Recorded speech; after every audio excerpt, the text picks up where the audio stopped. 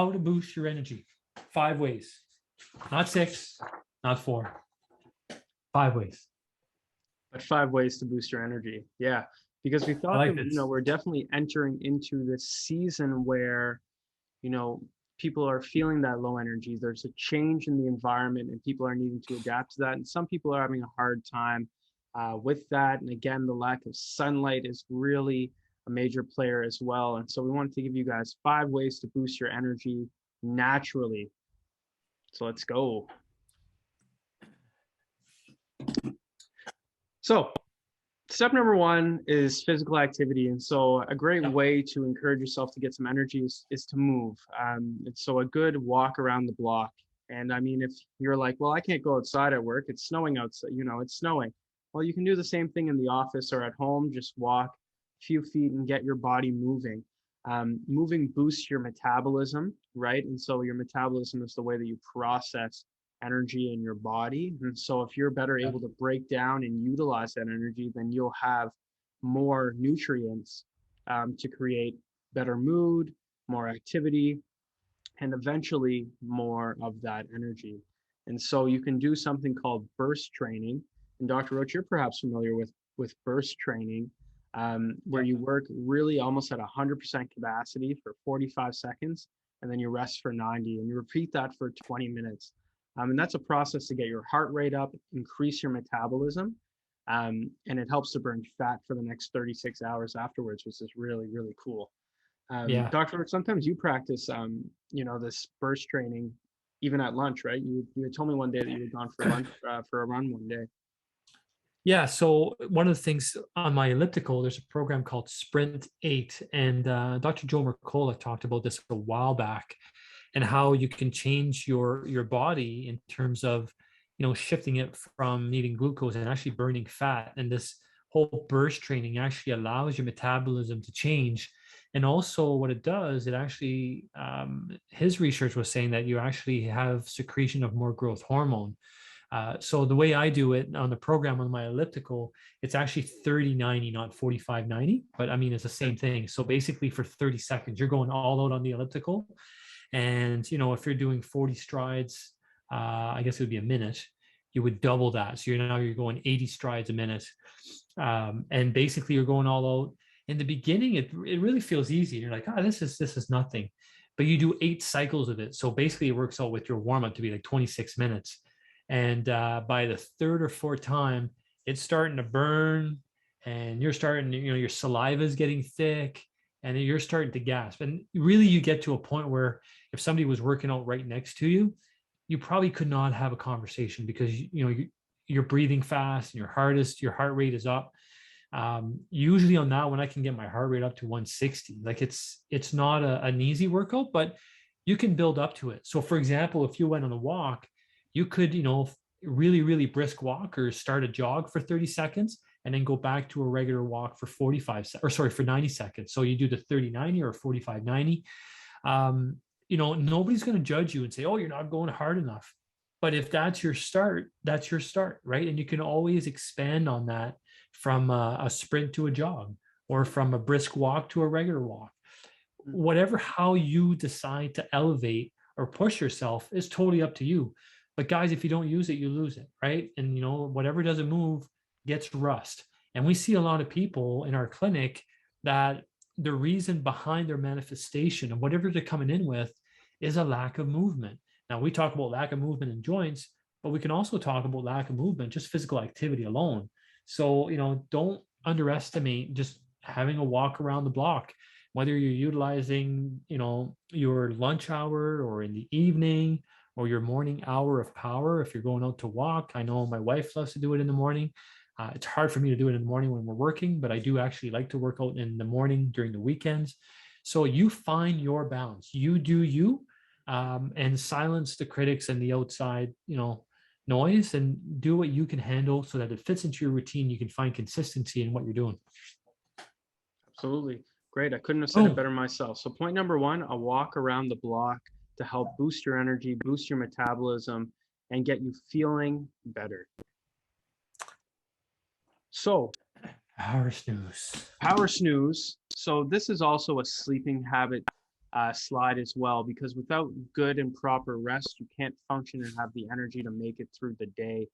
So 50 to 70 million Americans suffer from a chronic sleep disorder. And this is when you're not getting that between 6 to 8 hours of sleep per night. I know it's Yeah. very subjective. Some people say, I can function on 5 hours of sleep a night. Like that's fine. Your body is adapted to be able to handle that. But I can guarantee you that most of the population cannot function optimally on just 5 hours of sleep. Yeah. Um, and so it's all about improving, if we're talking about sleeping habits, it's all about improving sleep hygiene. And so making sure that, and talking hygiene from even from the replacing your pillows and sheets, making sure that the bed is properly cleaned, to avoiding having electronics in the bedroom or using electronics 30 minutes before Yeah. you go to bed. I want, the one I like is making your bedroom cool, right? Even in the winter, if you can stand it, crack your window open, let the nice air come in, and make sure that the bedroom is really dark, right? So that blue light, your iPad, and, you know, leave it outside the bedroom as my recommendation, because you might be able to fall asleep, but you're stimulating, the brain to work like it's the day, right? Because you do that during the day, you're stimulating the brain so that it's working like it is during the day, and you're tired, so it's just not conducive to having a good, slow ramp down towards falling asleep. Be careful what you're watching on TV as well. Make sure you're watching something that's somewhat calming to you, and what might be calming to you might not be calming to some other people. But again, you do you know what works for you. And if you get a chance to work in a power snooze in the afternoon, if you work a split shift or whatever, 15 minutes, 15-20 minutes, that's what research shows, that it's not going to leave you groggy afterwards, that it's actually going to energize you. Even if you totally 100% fall asleep, make sure you have something that will wake you up after 15-20 minutes, even Yeah, meditation at that time.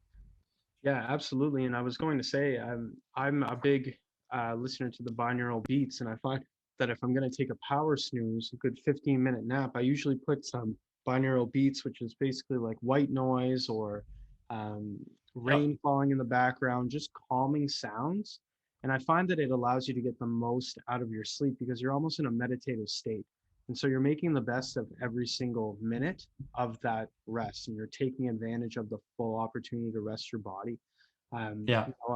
I definitely wouldn't recommend turning a power snooze into a power sleep, right? So that means you're Yeah. Yeah. going Yeah. from a 15, 20-minute power snooze to a 2-hour nap, right? Yeah. Your body will have already have slowed down at that point. By the time you wake up, it'll take a long time for you to kickstart again. Yeah, and I know the program that I use for meditation called Newcom, they recommend, the best time is early afternoon, because that's usually when our body starts to have that fatigue, right around like 1:30 to 3-ish. It's actually when during the day, believe it or not, there's the most accidents on the road, because people, are getting tired and not as observant or focused. Yeah, so good advice. Make sure that you make your bedroom a sanctuary for you to be able to fall asleep. Little tips: cool, dark, no blue light, no iPads, phones. Don't use your phone for your alarm. That's a good one. And if you use just a regular alarm with the orange numbers or red numbers, I would cover that. You're still going to hear the noise, but cover the light so that you don't have that light flashing in your eyes. Next one. Eat more Whole whole grains. grain foods. Now, this is about energy release. So you want to make the most out of the foods that you consume. The key is to keep your blood sugar balanced so the energy that's being released throughout the day is constant, right? And so let's Yeah. just say that we were eating a bunch of candy bars filled with sugar, right? Sugar is burned so easily in the body, right? That you'll get that sugar high and then you'll get that sugar crash. And what you're trying to avoid by eating the whole grains is, so instead of having a crash, you have a gradual release of energy over the course of the day, right? And if you Yeah. do feel, by the end of the day that you're fatigued or losing energy, you can always work in a high carb, or sorry, a high whole grain snack, and that'll just Yeah. replenish that fire. But doc, I thought you told me not to eat carbohydrates. Well, we're not talking about processed carbs. We're not talking about refined sugar. We're not talking about flour. We're talking about whole grain foods, right? So a big distinction there. And like Ben was saying, that slow release is so important so that you don't crash. And I don't know if many of you do that, in terms of in the morning, if you're eating, these, processed carbs like waffles and stuff you're buying in a box, by 10 o'clock, you're just like, you need more food. And typically, the food you're going to crave at that time is going to be sugar. So then you're picking up a muffin, you're picking up like, a high sugar granola bar that has chocolate and, all that stuff. And then you're just constantly trying to climb the mountain again to that high. And then you dip and then you climb again. And then all day long, you're hyperglycemic, hypoglycemic, hyperglycemic, hypoglycemic, and it goes back and forth. And that is just not a great pattern to be in.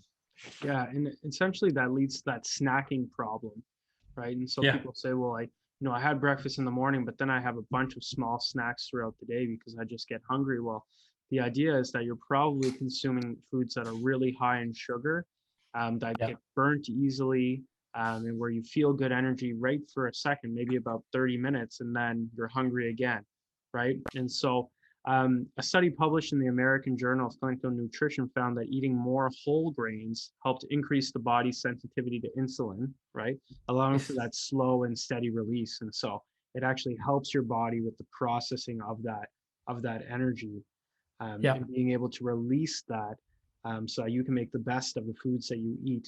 And also you'll notice that if you can more efficiently, have a meal, then you're better able to organize, okay, well, I'm going to eat breakfast and this is what I'm going to have. And I know that I'm going to have the energy until about this time. And then you can kind of work Yeah. in that routine.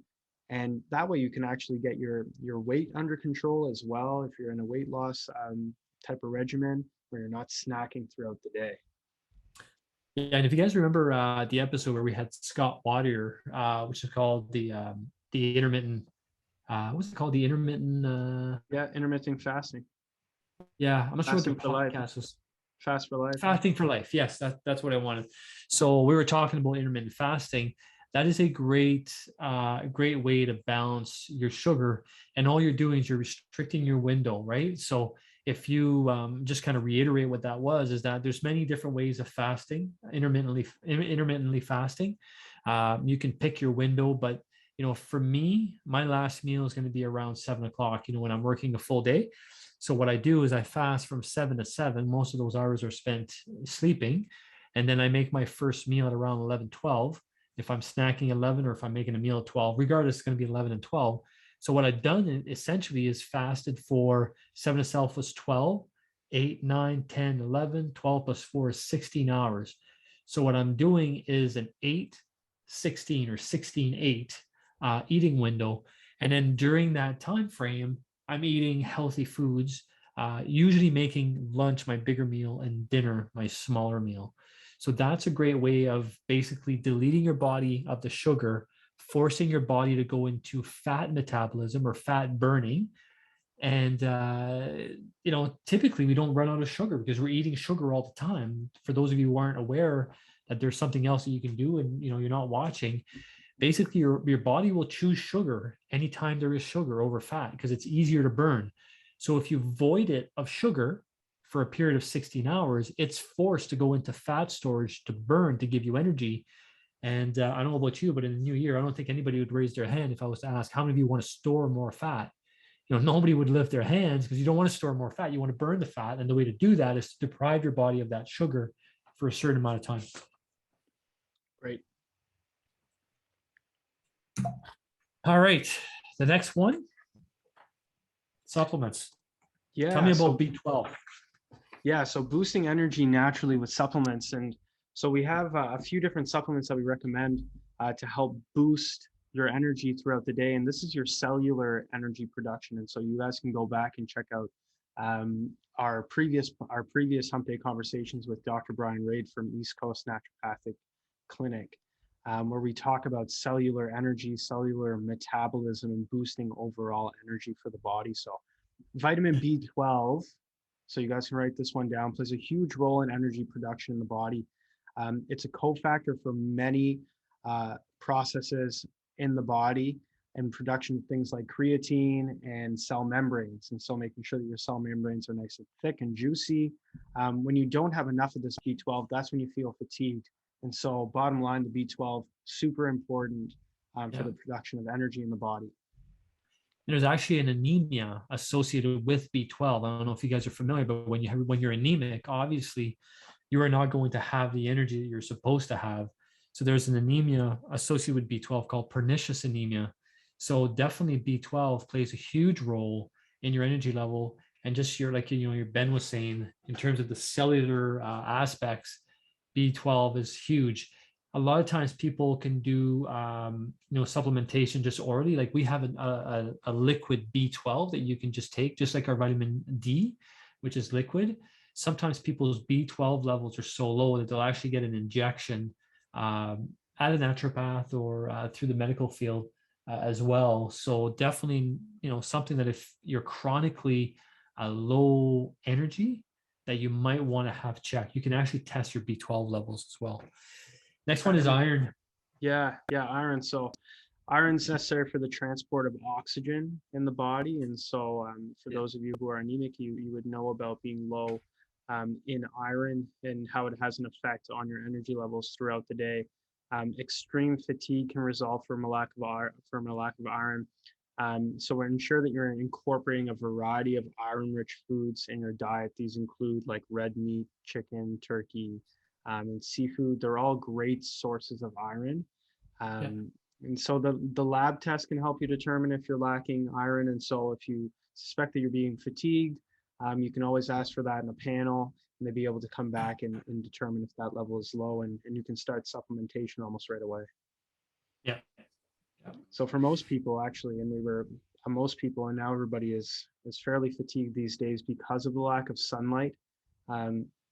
And so I've been asking, around and just making sure that everyone's checking their iron levels and that they're checking with their MDs, making sure that they're getting their panels done, and they can start getting that supplementation done almost right away.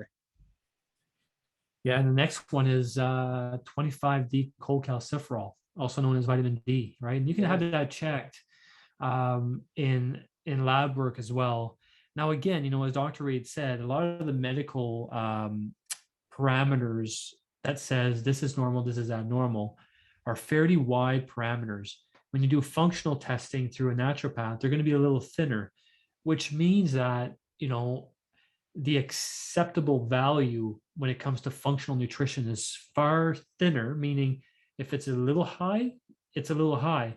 But in the medical testing, the parameters are a little wider, that by the time it's high or by the time it's low, the problem is long-standing already and should have been picked up a little bit sooner by having shorter parameters and kind of red flagging you before. So vitamin D, definitely a big one in this environment, in the latitude that we're at. Obviously, we don't get summer year round. We don't get sun year round. Even in the summer, it can be a little gloomy here. So people say, well, I don't have to do vitamin D in the summer. Well, we're not in Florida, right? So even though it is summer, we're not the sunniest province in Canada. So I always say, you can take vitamin D year round, but you probably want to take more during the winter, obviously. So we won't get into how much, because we don't want to give advice online about therapeutic doses, but definitely if you want to ask us, we can give advice on that. We give it orally, so 1 drop is 1,000 IUs. So if you need to take more than 1,000 IU, you're not having to take multiple pills. You can just do 1, 2, 3, 4 drops, whatever is the recommended dosage. So vitamin D is huge right now. Immune system as well. Very, very important. A lot of other things as well that just allows you to be able to be healthy, and also increase your energy. I say many times, vitamin D makes me look good when I recommend it. Usually people come back and they're like, man, I have more energy and I feel great. It was vitamin D, right? So it's definitely an energy booster amongst other things. Absolutely. Great point. Adjust your posture, right? And so the spine is the number one system in the body. The nervous system is the number one system in the body. It allows for everything to happen. And so when you have stooped posture, when the posture is ahead, can cause blood vessels to close and restrict. It can also compress the nerves in your spine as well and put your spine in a position where there's more physical stress on it and lead to degeneration. And so it allows the body, it makes the body work harder in that position. You use a lot more energy when you're in those positions than if you had an upright posture. And the posture itself is a gateway into the nervous system. And so you want to be able to see how your nervous system is functioning. Well, just look at the way that you're sitting. Look at the way that your body is holding itself up, right? Oftentimes you'll see, you know, those that are fatigued or those that are scared or those that have an irritated nervous system, they'll have a forward head posture and rounded shoulders, right? So the body is fatiguing and fatiguing and fatiguing. And so you want to be able to pull those shoulders back, tuck the chin, and allow your body to heal itself and bring that energy back to it. Well, one of the things that, our cells need in order, to be able to give us, what cells give us, which is life, is oxygen, right? So many of you that have, a job or you're sitting at a desk all day long, or for whatever reason, maybe it's not a desk, but it's causing you to be in a slouch posture. If you do that right now and you bend your head forward and you bring your shoulders forward and you try to take a deep breath, you'll notice that it's much harder than if your shoulders are back and your rib cage is open. So if that happens at every breath, which is about 12 to 16 times a minute, you're breathing, you're taking in a deep breath, then every single time you're taking a deep breath, you're not taking in the oxygen that you need. Now what happens, there's not enough oxygen to go around to supply the muscles. The muscles become what's called hypoxic, meaning low in oxygen. Hypoxic, and a hypoxic muscle tends to contract, and it doesn't become as elastile as it used to be. So now the muscle is contracting, which forces your posture to get even worse. And now you're in that positive feedback cycle, that loop that you can't get yourself into. Now, more importantly, the spine, when you go forward and the vertebrae shift forward, that's going to create a dam in the river. And I always say, the neck is the bridge between the brain and the spine and, the lower limb. So what lives underneath the neck, what is it? It's everything. So if your head is forward, if I had a straw that I put in between my two fingers here and I make one of the circle go forward, the straw kinks, right? So now we're creating that river that flows down from the brain down. We're creating dams in the river and the flow is not great. So we're not getting the energy that we need through the muscles. The organs are impacted. So it's never great to have posture that's, flex forward. So how do you do that? Well, at the end of 8 hours, everybody fatigues. So the key is to get up 4 times an hour. Set your, watch 15 minutes, get up, go to the water cooler, move around, because if you're there all the time, the body's going to think that's where you spend your time. So it prepares your body for you to be able to do what you do. So it gets fooled that that's what you need, but you're just there to work. So you got to let it know that you're just there for work. And really what you want is to be upright. So moving lets the brain know that you're still wanting to be upright and you're just there to work temporarily. So posture is the key, guys. Your nervous system controls everything. And if you find yourself not being able to adapt to the same external factors, so you can no longer adapt to sitting for a long period of time, you can no longer adapt to, walking for as long as you used to, all these things you're noticing you're not as good as before, it's your nervous system that allows you to be able to adapt. So if you can adapt, we have to look at your nervous system. What can affect the nervous system? Any physical, chemical, and emotional stress. Posture, if it's not good, is a physical stress to your nervous system.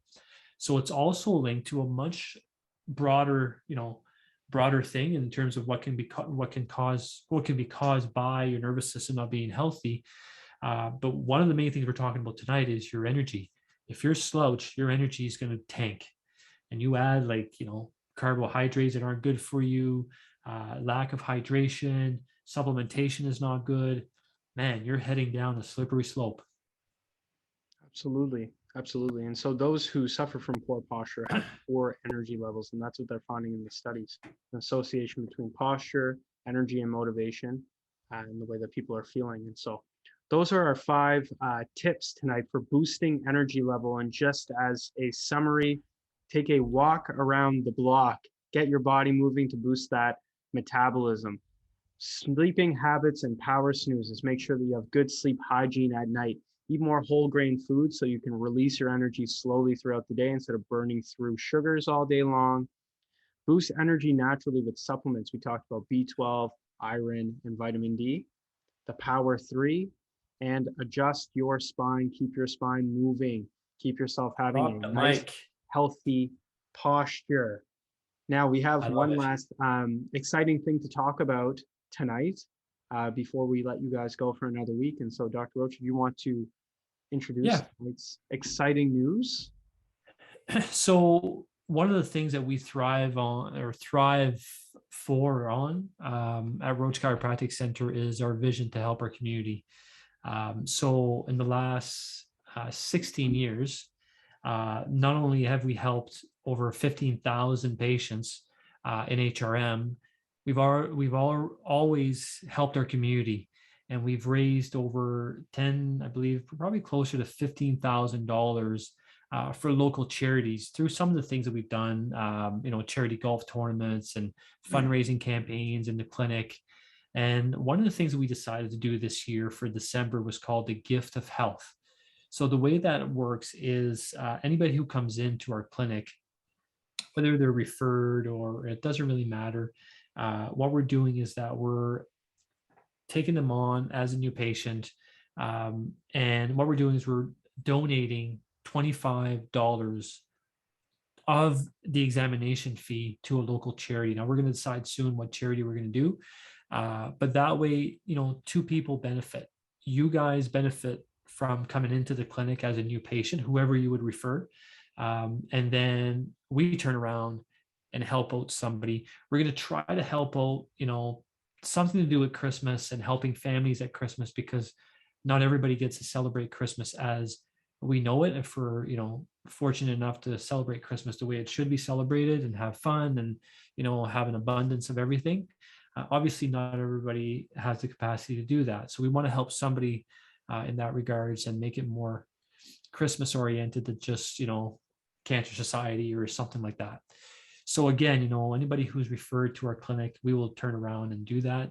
And I think that is that's a good thing to do, because there's definitely a lot of people in need.